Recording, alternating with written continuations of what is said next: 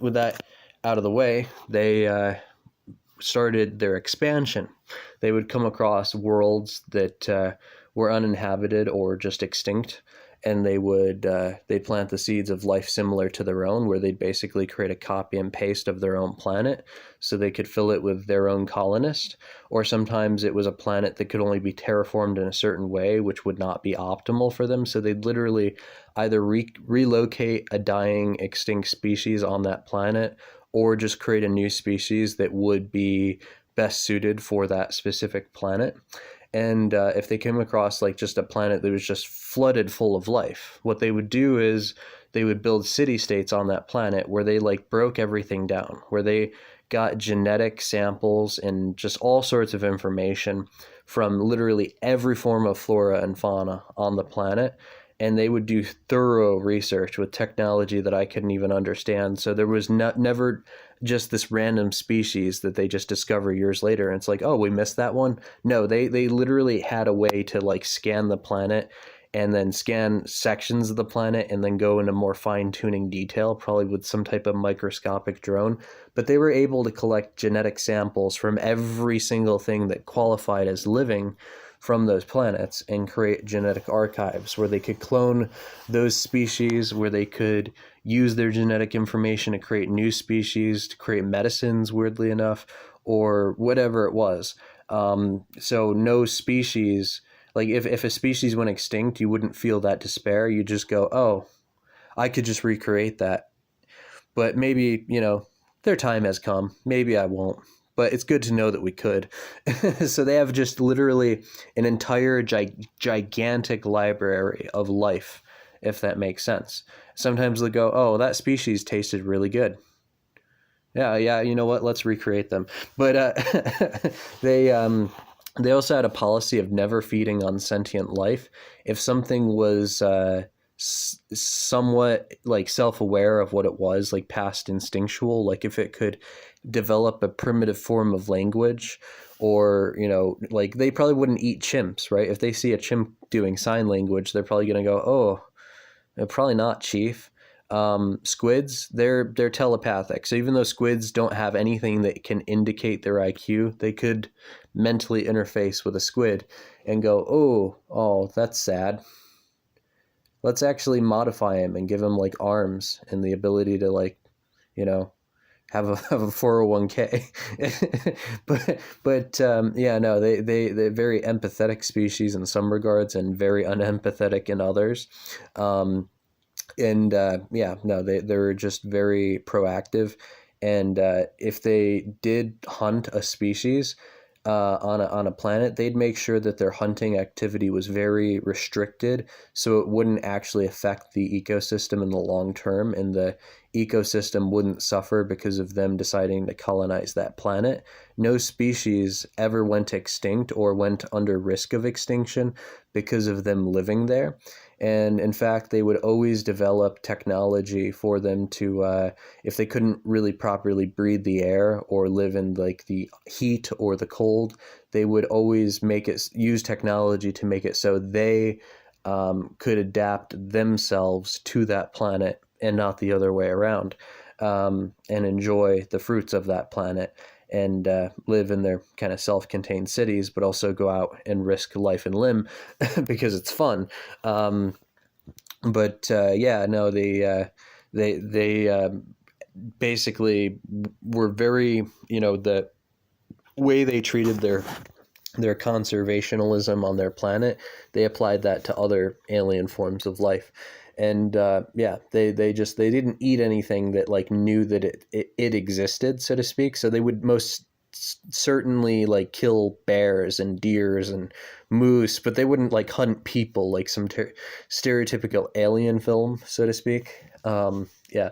And they were also against slavery. They believed slavery was evil, which, there's going to be some liberal in here that's like, oh, well, that's good. I would suspect that an alien species would be against slavery. Well, they were against slavery because they believed that it, by enslaving another lesser form of life, it would take away from the quality and craftsmanship that can be produced through their own race. And they believe that if they basically outsourced their, like even though they didn't really have money, they had like some weird form of social credit. If they outsourced the jobs of their own Volk, their own kinsmen, to lesser alien species, that would undermine and make their collective weaker, if that makes sense.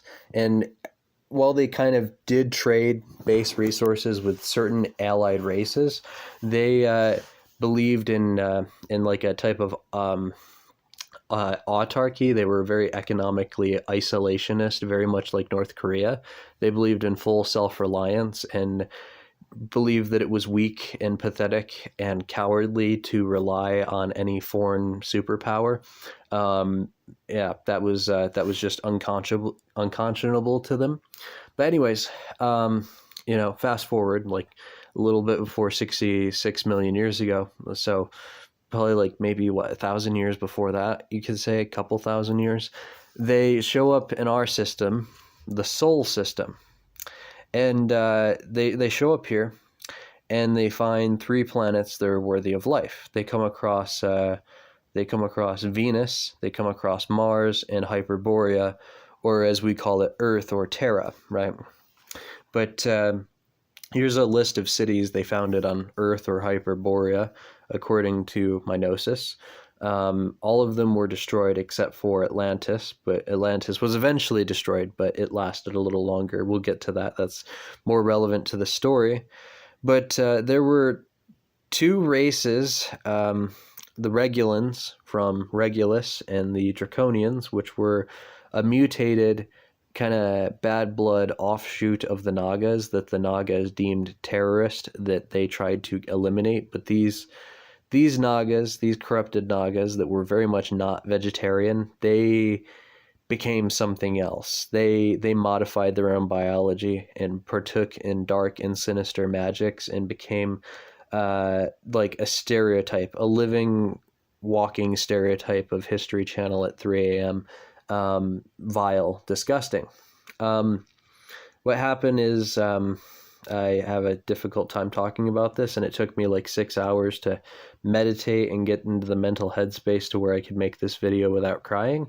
But the Draconians, they had an outpost on one of the moons of Iupiter, and they attacked Mars and destroyed it. And I'll show in a clip from Assassin's Creed that is like what I saw, but what I saw was worse. And when I first channeled this, it mentally affected me so bad that I was actually sobbing in fetal position in the corner of my room for 3 hours.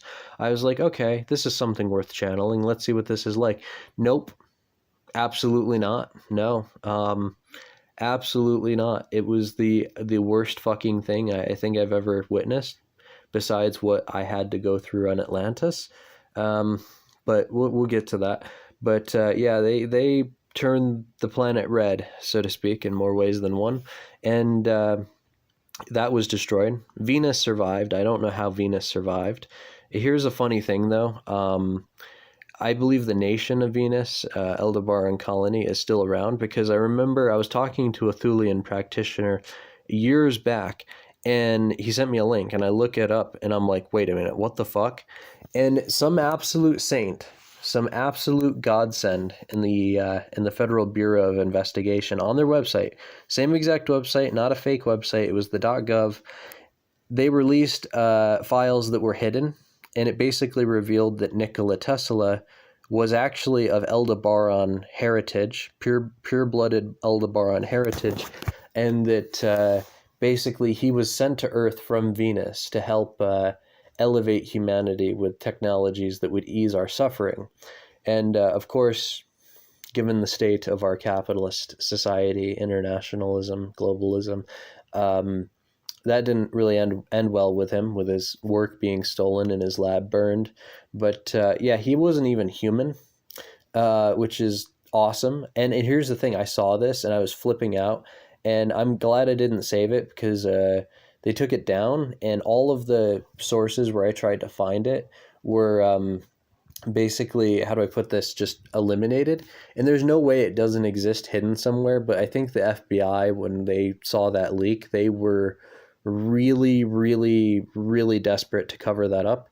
And when I saw it, I was just like, whoa. I read the entire thing. I was like, oh, Oh my God. Like the Federal Bureau of Investigation just confirmed that Nikola Tesla was an Aldebaran.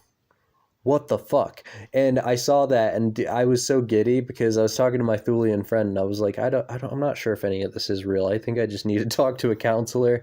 And then I saw that and I was fucking so giddy with joy. I was like, whoa, hold on a minute. You know, like I need a moment to myself. Holy fuck. And yeah, no, that was fucking surreal. That blew my mind away. So, you know, that's probably hidden somewhere. It has to be. And I lost contact with all the people that I knew that had the file, which is good because I don't need to be tortured to get to someone. But it's all going to be revealed anyways. Like, there's no hiding it anymore. But yeah, Venus survived. And that, in my personal opinion, us saying, oh, we've been to Venus, there's no life on there, I think is completely fabricated. I think they're an entire nation of people that probably has some diplomatic ties or maybe a relationship like North Korea and the United States with all of our countries, if that makes sense. But I think they're there and they're doing their own thing. I don't know how Venus survived. I really don't. I don't get it. I don't understand, but they did, and I'm grateful that some of them survived, right? But Hyperborea, right? So within Atlantis, where I come from, I for bullshit that has nothing to do with anything, my spirit, before I incarnated in physical flesh, was sent to Earth as punishment for something I'm never going to talk about on this channel. And it wasn't even me doing anything bad. It was just partaking in a disagreement over certain things, but my spirit was enslaved to Earth, which turned out to be great. I love this place. It's and I said, you know, in this life to the one who brought me to Earth, that like literally slammed my soul into this planet like a meteorite. I said to him, hey, you know, thanks, because this was actually a reward. You gave me paradise. You gave me a vacation. You know, I love these people, which absolutely enraged the thing and which sent me here. But anyways, so the Aldebarans, they come here. They discover two things. They discover the planet is occupied. You know, it has dinosaurs running around all over it, but also the planet is a Dyson sphere. They discover that something even older than them, something that which scares them, because this is a species that knows so much that we might as well consider them like gods, even though I refuse to believe that, because that just undermines our own ability to become like them, which I believe we will, or we can, if we don't all kill ourselves. Which is every day I'm starting to think that's going to probably be the case. But you know, they how do I put it? They realized that this planet was synthetically made, kind of like a halo ring, or just like a synthetic planet made out of a type of material that they had never seen. So let's just call it mithril or adamantium or relicum, or I can't even pronounce that. But let's just call it an adamantium, just a made-up fictional metal, right? That the shell was made out of this metal, right? Underneath the Earth's crust, farther than we can actually dig with our current technology, is just a gigantic metal type of thing. And the inside is a type of fusion generator slash portal, which, you know, we call the hollow Earth, and in the middle is the sun, or whatever, which, according to my gnosis, when they discovered it, it was basically a punch in existence, a hole punch. Basically, whatever built that planet discovered how to rip open the fabric of space and look beyond into the pleroma, and basically created a portal directly to Source. Like Source opening up into our physical dimension, which could only be described as a fucking sun. So, and it functions as a sun too, except it's a magical sun that produces a lot of Vril and Galder, which is an entirely separate video. But you know, they discovered like this, and it scared them because they, at that point in their civilization, could terraform planets, but they couldn't build planets. They could slam asteroids together and like do that, but they couldn't like build something out of an impossible material that could withstand the gravity of being hollow with that amount of mass, and then to create like a reverse type of gravity to bind everything on the inside to the inside and not have it all just float in the center. So that scared them. They had no idea, and they discovered that there was a hole in the top part and the bottom part. So whatever created this planet was very, very old and is probably very, very extinct, and the Aldebarans never figured it out. But they discovered, because of how strong this material was, there was no super weapon that they had ever created, or any other enemies that they had ever created, that basically was capable of destroying the planet. Like, you could wipe off all the crust, but then it would just be this gigantic metal ball in space. You could crush it between multiple Jupiters and it wouldn't crush. Like, Earth is literally indestructible. The surface isn't, but the actual thing that Earth actually is actually indestructible. And the interior, if anything lives in the interior, you could get something that is like world ending and just slam 1,000 of them into the planet, and everything in the hollow Earth would be preserved and wouldn't even feel any vibrations or earthquakes. They'd be fine. You could chuck like you don't even know how strong this metal is. You could chuck the hollow Earth, the planet, into a black hole, and the material that the Earth is made out of is so strong that the black hole itself would break.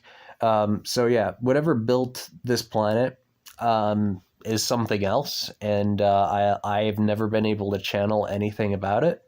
But yeah, it's the Earth isn't just randomly hollow for no reason. No, this planet is a Dyson sphere meant to contain a very interesting energy source. And they just discovered that it was abandoned, that there was all these primitive forms of life on the surface. And yeah, they built their city-states on the surface, with Atlantis being my home city-state, where my first physical flesh and blood incarnation was as an Aldebaran. And here's the thing, you can't really incarnate into dinosaurs. That I personally know from experience. They had no spirit. No, you couldn't actually incarnate into a dinosaur. They were not evolved for that, so to speak. But yeah, no, it was an interesting experience. I'll tell you that. It was very interesting. And how do I put it? They built a city inside the Hollow Earth called Agartha, which was built with a very similar format to all of their other city-states on the surface. And it was, I want to say, a biological research institute originally, plus outpost. They, had a lot of people down there that were studying, what do you call people that study minerals, right? But anyways, yeah. And they also created a synthetic ecosystem under there, utilizing the impossible sun that, despite being very close to them, didn't burn anything, and was yet warm enough to create photosynthesis and all sorts of other things. And yeah, they moved a lot of like dinosaurs and species down there and created like a second version of what was on the surface, but below, just in the off chance that something happened or whatever, because like seeing how strong this metal was, knowing that they didn't even have anything that could cause a scratch on it, especially with tectonic plates literally like grinding against it, with like all of these things below it just grinding, and the metal is literally unscathed. So yeah, that's something. But yeah, no, yeah, we don't have a magnetized metal core. The magnetization and gravity from this planet comes from this weird ball in the center, this synthetic sun, this kind of portal to Brahman, which is weird. But yeah, no, they developed gates on the North and South Pole to basically, that wasn't as strong as the actual material that it was like framed around, but stronger than anything humans could destroy, I could say that. So secured both the North and South, right? And which is very, very interesting. Well, those are the only two ways to get in. But one of them's underwater. The North Pole one is like deep in the ocean. The other one is visible from the surface in Antarctica, which they censor on Google Maps, by the way. Just look up Admiral Byrd. That's a fun one. But yeah, no. So anyways, what happened was after Mars was destroyed, they tried to destroy Venus. That failed somehow for some reason. Or maybe they played dead or pretended that there was no life on Venus to begin with. I really don't know what their survival method was. But, Earth, though, they nuked it with like ICBM nuclear warheads. They absolutely decimated the planet and destroyed pretty much everything. And I was there. I witnessed when the bombs dropped, and it absolutely broke me. I was a part of the Atlantean Honor Guard. And to, how do I put it? I mentioned in these videos, me being connected to Source and then disconnected was through my solar chakra, my solar plexus, and my wings. But I always intentionally am vague about the wings because it's very personal to me. But I'll talk about it. Just this is something I wrote on the subject. Hold on. All right. I didn't really want to read this out loud to the public, just because, yeah. But again, people were asking, so they were like, I'm like, whatever. But this is the motivations of like before, like why I would agree to become a vampire. Yeah, no, it's disturbing. It's hard for me to even read this without choking up, but I'll give her my best go. Anyways, and during his most important incarnation, he would become known by the name Revok, which would become stamped upon his soul. Revok, within his this particular life, would be given the highest honor of becoming a member of the Atlantean Honor Guard and undergo a ritual that lasted for 35 days and 35 nights, where he would go through different forms of incantation, genetic modification, transubstantiation, and technological augmentation, and through a ritual of ascension be potently connected to Source, and be given white feathery wings, which wings upon his back, beneath his shoulder blades, which served as an anti-gravity device, and a great tether to the monad, in which the raw energy of creation would physically, spiritually, and symbolically flow through his veins in a way that would destroy a regular member of a mortal species without such countermeasures of synthetic evolution. Him and the other honor guard would stand taller as the rest of their brethren, as Aldebaran women were anywhere from 8 to 10 feet tall, and the men were anywhere from 11 to 15 feet tall. And the honor guard, like giants, would stand 20 feet or 25 feet tall. They would pledge fealty to their city-state and their empress, and take a chivalric bow to honor and preserve life, order, and peace. And they would be given the privilege of wearing the Atlantean trident, a three-pointed symbol that represented those three noble Agarthan values that came to define the Atlantean people. And they would be the vanguard against any and all physical threats that face their society, and be there for every act of ceremony and political or theological proclamation. Standing silent and stoic, overqualified in their elite martial abilities, and being like that of statues in a fountain garden. And as mentioned in the Book of Extinction, during the collapse of Hyperborea and the desolation of Mars, and the destruction of every city-state on Hyperborea, excluding Atlantis, the Honor Guard would come to see their beautiful civilization fall into deep despair, for their moneyless society, based on collective credit, would become a credit of the resources needed to survive. The Honor Guard would witness, in less than a decade, the most peaceful, technologically advanced city-state amongst the colonies degrade into civil unrest and corruption. They would watch as insurrectionists would emerge and start looting and raiding, and would come to and that would come to replace common sense. They would watch as thousands of mothers and fathers would starve themselves just to feed their children, with once impressive athletes becoming underweight, with exposed ribs, and mothers gaunt with their eyes sunken in as they watched their babies starve to death as they could no longer produce breast milk. Um, they would watch as the hospital's technologies that could heal flesh and bone no longer worked after the EMP blast that rendered their technology inert. And the hospitals were so overfilled. Oh, God, I can't read this. It's just a little too much for me, anyways. And the hospitals were still so overfilled that the surrounding streets were filled with crying children covered in radiation burns, with their hair falling out of their head.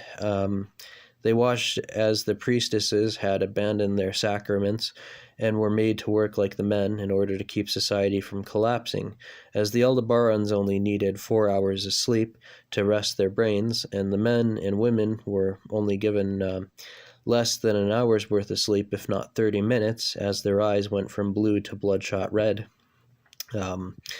The food was rotted and irradiated, with the starving forced to eat it anyways as blood dripped from their orifices, as their fingernails began to fall off their fingers, and many mothers and fathers had to lie to their living offspring, saying that they had found meat, as they fed their children the remains of their siblings in order to keep them alive. And Hyperborea shook for many days and many nights, as sections of the city would sink beneath the ground, and many would be enveloped in fire. And the ash from the volcanoes which had activated in the devastation would blot out the sun and cause the planet to freeze, as many more thousands began to die of hypothermia and frostbite. And the city, and when the city was, when the city was silent, the honor guard wept, and when it was not silent, it was blotted out by the crying of the masses.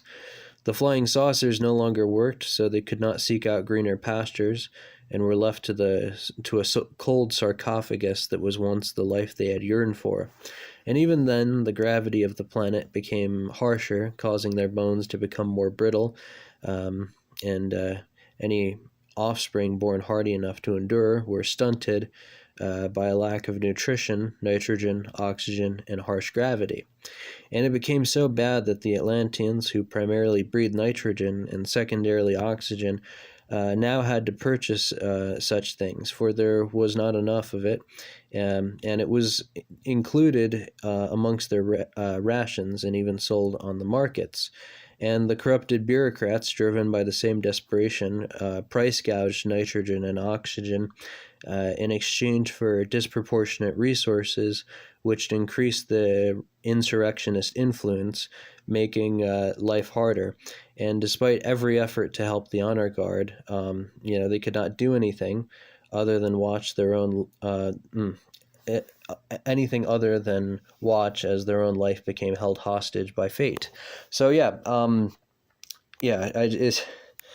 anyways, that's I need a moment.